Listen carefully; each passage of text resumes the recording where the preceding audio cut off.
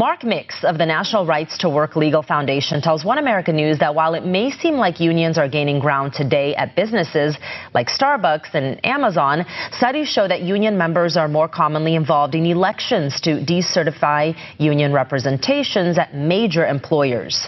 One America's John Hines has more from Washington.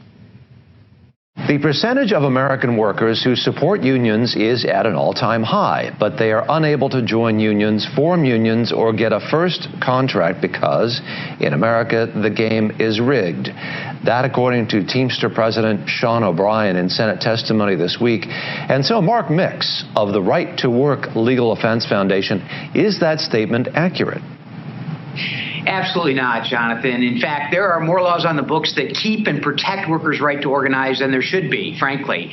Going all the way back to the 1930s when Congress set up this federal imposition of labor law as it relates to private sector workers, they have given union officials unique and singularly important privileges in order for them to force workers into collectives across the United States. And Sean O'Brien and anyone else who says that the rules are stacked against workers is just not telling the truth or, frankly, hasn't read the law. Is unionization on the decline then? We see and hear and read about unions taking on Starbucks, unionizing at Starbucks, trying to focus on Walmart.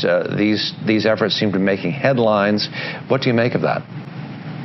Yeah, well, look, union density in the private sector is about 6%. That means 94% of American workers are working in environments where there's no union. And believe it or not, John, they get paid, they get insurance, they get benefits, and somehow the world works for them. But the idea of them wanting to join together voluntarily in a union is something that is protected in the law. Union officials talk about being, extremely favorable, the highest rate of favorability since the 1960s. That was a Gallup poll that was released last year during the summer. One of the questions that never got discussed on that poll, though, Jonathan, was an interesting one. The question that followed that, do you have a favorable opinion of labor unions, where I think 65% of Americans said, yeah, we believe they're okay.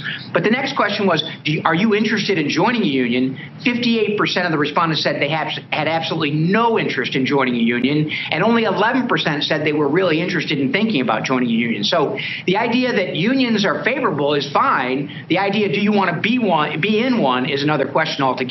The National Labor Relations Board, which is tasked with overseeing and mediating labor disputes, saw supposedly a 53% jump in new union petition last year compared to 2021. Is that reasonable as far as your estimation? Sir.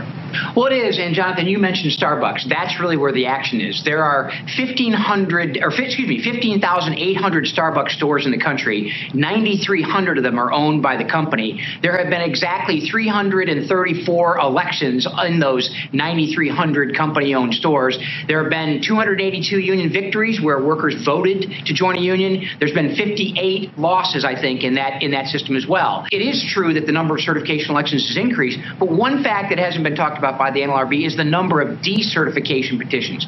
Decertifications, John, are the ability of workers trying to get out of unions. And right now, based on the statistics that the NLRB produces, a union member is more likely to be involved in a decertification election today than a non-union member is to be in a union certification election today. So that's a story that doesn't get told of people trying to get out of the unions. The only thing that the mainstream media talks about, or the corporate media talks about, is how many people are basically trying to get in. And when you look at the numbers in their whole sense, you realize that really nothing's changed other than a dramatic increase in the number of union certification drives at Starbucks.